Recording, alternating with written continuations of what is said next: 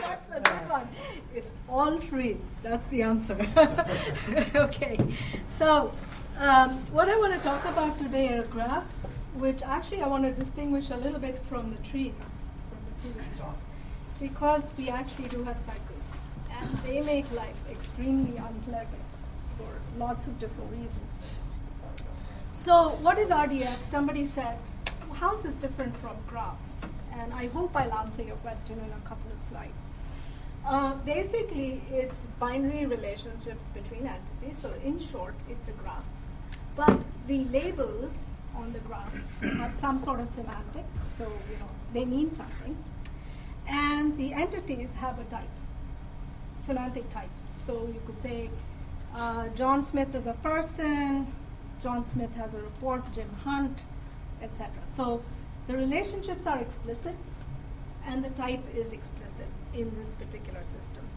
And different types form a variable schema. So this is something you're going to hear a lot from me about. The schema evolves, it's variable, it's not fixed like it is in relational systems. And that's where the big challenge and the mismatch is. So, RDF versus graph stores. There are a whole bunch of different graph stores. That's a broader category, and really, I would say the broader category of graph stores have things like nodes and edges, but they have different APIs for accessing them.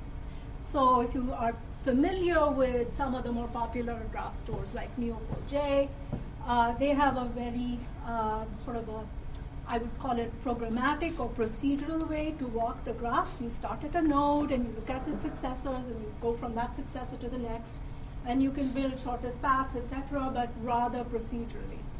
RDF stores are slightly different because they do have a standard query language. It's a W3C standard, and it's really a way of asking about interesting subgraphs in the graph, and you'll see an example of queries in a second. So I hope I've clarified the difference.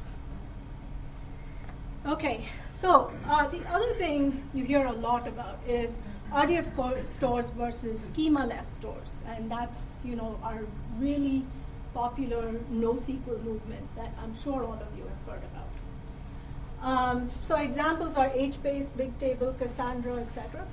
And what these stores tend to do is store basically sets of values associated with a key. So if I have data like this, the same data I was showing you earlier, which is John Smith is a type person, John Smith has report Jim Hunt, etc. You can think of it conceptually. It's not laid out on disk this way, but conceptually as a key, and then you have variable columns, which basically have, you can give the column any arbitrary name you want and a value. So again, this is extremely good for dealing with variable schema and very large schemas that are evolving very quickly. But they have a key difference from RDF stores. They have no join functionality. So for example, you can't say who in John Smith's report has a contact with someone who works at IBM. And that's actually the fundamental difference between the schema-less stores, like HBase, Cassandra, etc., and the RDF stores. Okay. So there are many graph stores that actually just do key value lookups. And you might have heard of a few of these from Twitter, I think was one of them, that said, we are a graph store, but we don't let you do any kind of traversal. So that's really a key value store. Okay, so what do SPARQL queries look like? Basically, they're just a mechanism to find subgraph patterns in your graph. And so again, this is just a way to describe the query that I wrote up in English to this query in SPARQL. When I show this to the SQL experts on my team, they say, oh God, SPARQL makes no sense to me. And I look at SQL and say, this makes no sense to me either. So neither makes sense, I think is the key thing. So one way of thinking about this is you're looking for a graph, and this really basically forms a graph, and the variables are things that you can bind. So that's the simple schematic for thinking about SPARQL queries. So next I'm going to talk a little bit about who needs RDF anyway. Because I work at IBM, I don't work at an academic institution. We get asked this question a lot. Who cares? Why do we want to do this? The first thing that we've seen, and this is probably the most common use case, is integration across very different kinds of schemas. And inside IBM, we have a big effort actually right now where we're using RDF in a rather large scale for integration across different tools from one of our brands. It's called Rational. It does application lifecycle development. We have tools for requirements. We have tools for project management. We have tools for dealing with bugs and defects. And each one has evolved separately, usually through acquisitions, because we're a large company and we grow by acquisitions. And so now the question is, how do you unify this information and present it to the user? Because actually, the project manager says, oh, there's this key requirement. I want to know when that bug is closed against this requirement. And they come from completely different tools. So how do you put it together? Okay? So that's actually one of our big cases. That's actually what drove the productization effort of RDF into DB2. And it's one of the cases we've really studied extensively. The second use case is one we've heard a lot about from customers. I personally haven't dealt with these workloads, but it's a situation where you have metadata that's been extracted. You have excellent tools now to extract from text, from satellite images, from video, metadata, from very different kinds of annotators. And now you want to put this together. So it's, again, sounds awfully like a data integration problem, metadata integration problem. And the third is cases that I think, Laura, you talked about, the whole cases where you've got collaboratively developed repositories of knowledge like DBpedia and Freebase and the whole linked open data space, the government space. You've got data that's coming out on the web, and it has these types and properties. Now it's schema.org. You could have it on websites. Your web is now starting to become more structured like this. Okay, so why build over relations? I think the key requirements we've heard, based again on the use case that drove this particular effort, is the first is, of course, transactional support. In fact, because most of the cases are really data integration cases, it's not like a real-time transactional case, at least the ones we've seen so far.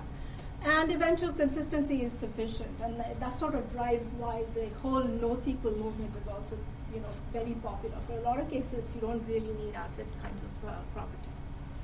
The second is concurrent access, and this is actually where, in our own internal tests, and we didn't do this, so we're not biased to say this, different product divisions that were trying open source tooling felt that this was where it was weak, concurrent access to the store.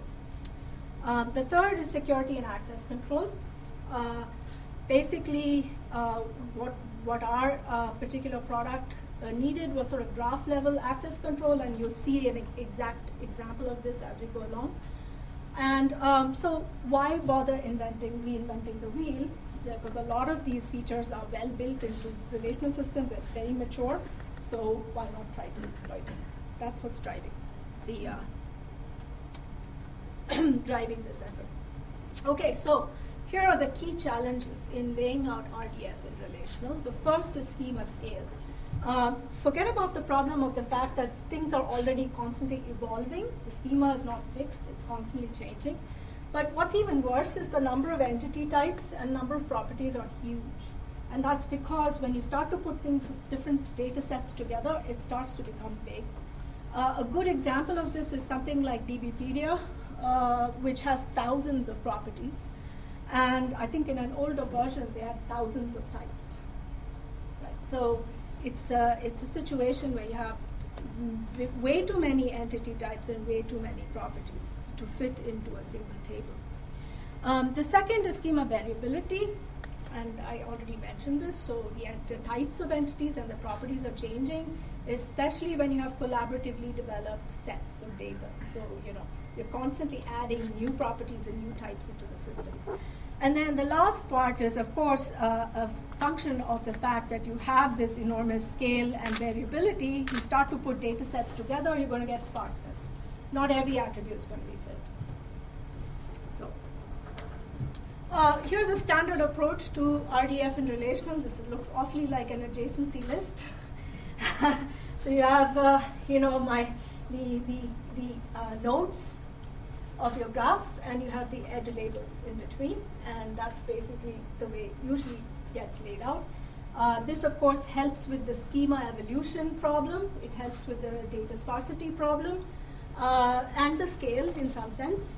But a key problem is that it doesn't really fit the relational model. I mean, in the sense that what you've done now is if you wanted to just ask about John Smith and everything we know about John Smith, so here's a SPARQL query that sort of says, okay, so give me his type and he has a report, someone reporting to him, and what's his title, that really requires joins.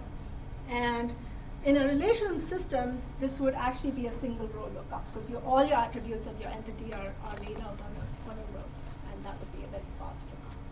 So, but not really, because all of those are potential multiple values. How are you going to do that in a relational system?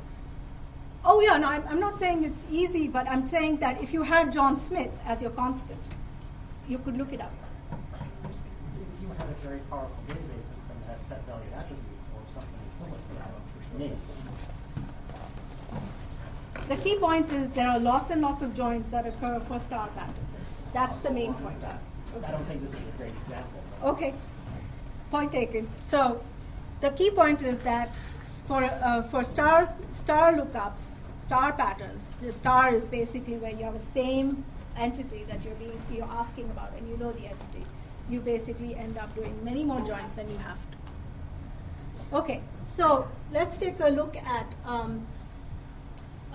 stars in a complex SPARQL query. All I want to point out here is that the SPARQL query as a whole doesn't have to just be about one particular entity in order for you to see this sort of problem. You see it even when some intermediate or subpart of the SPARQL query actually has this sort of star quality to it. So this is a well-known problem with RDF and laying it out that way. So I'm going to talk about how we try to address this issue. So in DB2RDF, we take the approach of saying, shockingly, let's lay out all the attributes of the entity on a row. Okay, this is just rocket science, because we are talking about a relational system. So then let's try to figure out how to do that. Now, we do have to handle data sparsity, and we have to handle evolving variable schema. So we need to do something a little bit smarter than just taking one column for every possible property, right? And we do this by two different tricks. One trick is if we know nothing about the data whatsoever, and we're starting from scratch, then we will try to use a hash function to hash predicates to particular columns. So now we're treating the table as if it's like a hash table, basically. And you hash the properties to specific columns, and you store predicate value pairs in a single table. So that's what we do. If we do know the data, and this is actually something that we have a reorg facility, like DB2, all of the major relational systems allow you to reorganize your data once you have a significant portion of the data in it. It can actually compute some interesting properties of your data and lay it out better. Here, what we do is we say, okay, if we knew your data, we could look at property correlations across your data and lay out data in a nice way so you reduce collisions, right? So here's an actual example. So you've got these two particular properties, has contact and has report, which never co-occur together in your data set. So actually, you could overload the column with both those properties, which is the simple idea that we use here, once we know some sample of your data. I guess I should talk faster. That's what my machine's telling me. Okay, now handling multi-valued properties. We have to spill over, basically, because that's the standard way to store relationships that are multi-valued in a relational system. But one of the key observations we've made, actually, in all the sort of loads that we've looked at, workloads that we've looked at, is that you still need to keep the property and a pointer to the values in the primary table. Because what it does, it gives you enormous selectivity when you're looking for answers, right? So it improves your, it reduces the result set size when you're building your result sets, intermediate sets. So that's a really interesting observation that came out of actually looking at real workloads. As for indexing, we basically, like most key value systems like HBase, like Cassandra, et cetera, we do obviously have indexes on the source key here and the key here. That's not surprising. What is sort of different about our system is that we do have predicate indexes that you can add based on your query workload.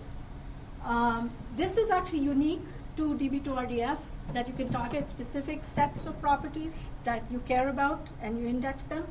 And actually, we've seen tremendous improvements in performance, not surprisingly, when you add these sorts of indexes into the system. Your tolerance for which indexes to add and how many obviously varies as a function of the application requirements. Okay. The next bit I want to cover a little bit on is security and access control. The nice part about using a database under the covers is that you can sort of ride on DB2's basic support for access control. And so what DB2 does is it allows you to do rather fine-grained access control. The granularity of the control is in the case of DB2RDF at the set of triples that are in the same graph. Why is that? We can take things that are in the same graph, lay it out on a different row, and since most of the access control in the database works by row-based access control, you can actually specify columns and masks on columns inside that, but at the core level, it's at the row level. And so we can, the example here is that of letting patients see their own data and letting physicians see their patient's data. So you basically lay out the data for a patient on a given row, and you specify system predicates that tell you, the PCP ID, which is the primary care physician ID, and the patient ID. And then once you have that, you can let DB2's fine-grained access control system govern access to the row based on the role of the person who's logged in and the session user's identity. So it works out rather nicely. Obviously, this also comes with some constraints. What you can't do in the system is to do triple-level access control. There is a second method of access control. This is more for people who want to handle security at the application level. So let's say you want to pass in values for the system predicates of patient ID and PCP ID after you've done some complex business logic in your application. You can do that and pass that into the Sparkle query that you're issuing in the context of a query context. Its limitations, obviously, it's less secure. The onus of the application of the rules to figure out whether someone's allowed to log in and use this, access this particular row is obviously in the application, and it's limited in terms of the kinds of operations it permits on those particular columns. So you can only do check for equality or in clauses. So overall, I just want to describe a few other miscellaneous sorts of things. You can use the Jenna API, which is a fairly popular API for insert, update, delete kinds of operations, or even querying. It's a very popular open source API. There is a HTTP-based protocol, which is actually also an open source protocol that's supported. It's called Joseki. The query support right now is Sparkle 1.0, and there are subsets of 1.1 in there, mostly aggregation, subqueries, that sort of thing. Again, these were driven by real use cases inside IBM. There's a VR facility, which I talked about, for improving the layout of your data, and that has significant effects on performance.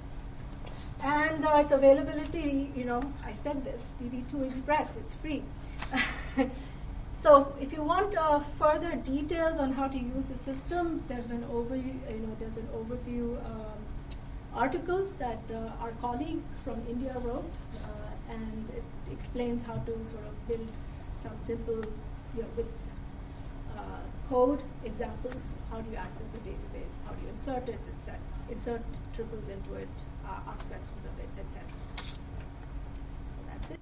Okay, thank you very much. So we take a few questions. One very brief one is the Express version is pretty much the same. Yeah. It's just not multiple. Yeah. Same functionality. I believe so. I did check this morning that DB2RDF is in there. Is that the case? Yeah, you don't need to download the enterprise version. No, like you can get DB2RDF in the Express version. The last I checked. Now, having said that, I haven't tried it. I have tried it. Okay, and it doesn't work. Well,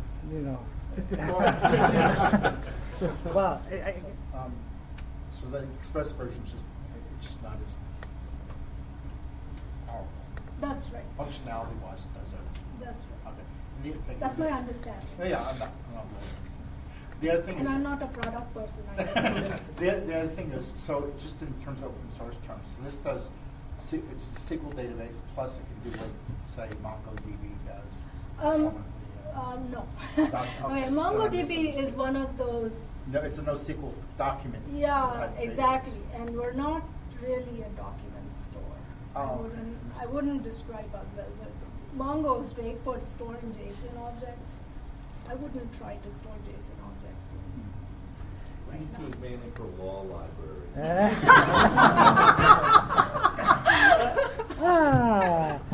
Well, did you file a patent on the column store design, or Sorry? did you file for a patent on the column store design? Yes. Yes. Okay. Yeah. Or I wouldn't be allowed to talk to you. Actually, I'd probably be shot. Is more likely. What's the use case? Would this be something that sits on top of an OLTP database? Yeah, it's a great question. So let me give you a concrete example. So remember that tool integration thing that I talked to you about. So each of the tools publishes to a common. You can almost think of it as a common index, really. And that common index is the store. So they basically push all their data from each of the data models into this. It's a batch process. And they do have some concurrency. They do have some updates that come in.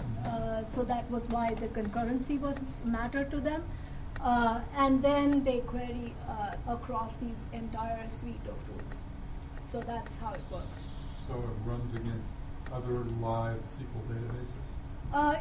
The live SQL databases are sending information. It's some sort of a batch process where they send information to this repository. So you can think of this, as I said, as like an index really, of data that sits in all these other stores.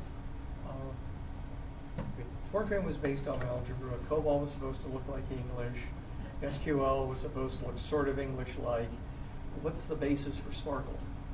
None of the above. It looks like an alien language from planet. Is it like a lambda calculus or something? Talk to these guys. They hate Sparkle. It's based on SQL. It's supposed to look like SQL, and it's just everything's a joint. Are you kidding That's the me? way to think about No, it. it doesn't look like SQL. Yeah, that's the reason why it's not like a graph traversal, right? It's actually meant to look fit. What's the first impression? Yeah. It's supposed to bring the database people over. That was the design. Go back. It's a trick. Go back. It's the trick. Once you start dealing with the more obscure parts of the language, like optionals, etc., you realize that it's Something else. yeah.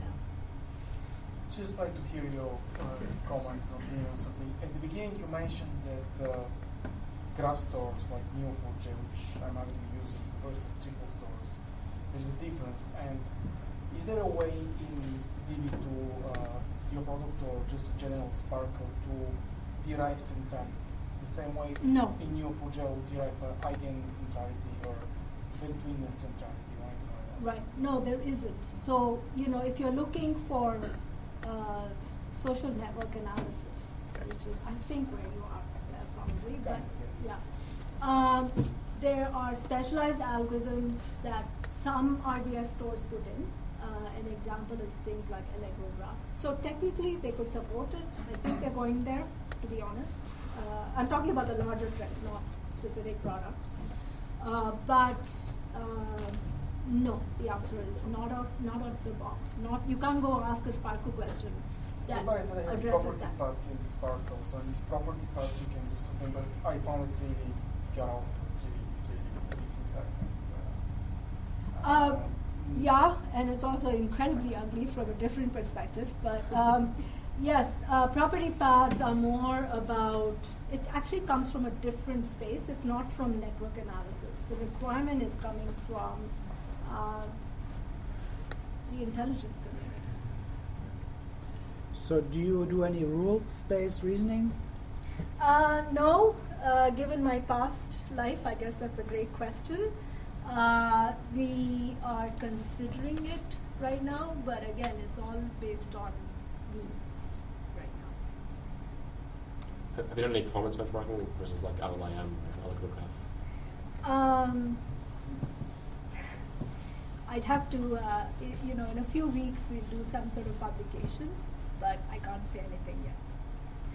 I will tell you that the marketing slide said something about we were about 3.5 times faster on a particular internal application versus an open source store. But I can't give you more details on that right now. What are the largest RDF data sets you've tested it on? Well, it's again something that will come out in probably another month or so. So, but the particular application we were looking at was in the range of 70, 80 million triplets, not huge by RDF standards. Yes? Any inference capabilities? Right, that's what Marco was asking. Not now,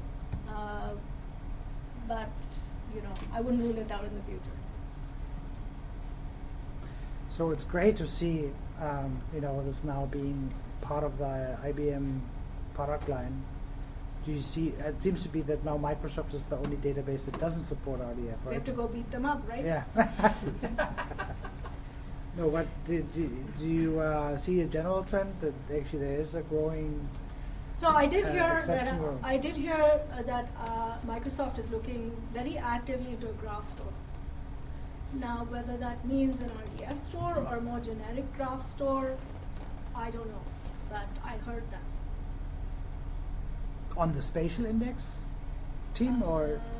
Not exactly sure, but I did hear that they're looking at a graph store And pretty the aggressively. DB2 RDF development team is here based in Hawthorne, or is that based Well, in the there's a Canadian? research team comprising mostly of us and a couple of other people, and then there's a product team. Yeah. And the research team started to build a proof of concept, which is how it works in research, and then we sort of prototyped and showed that these ideas are plausible, and then the product teams, we worked in conjunction with them to put it out. So if there are any bugs, it's not us.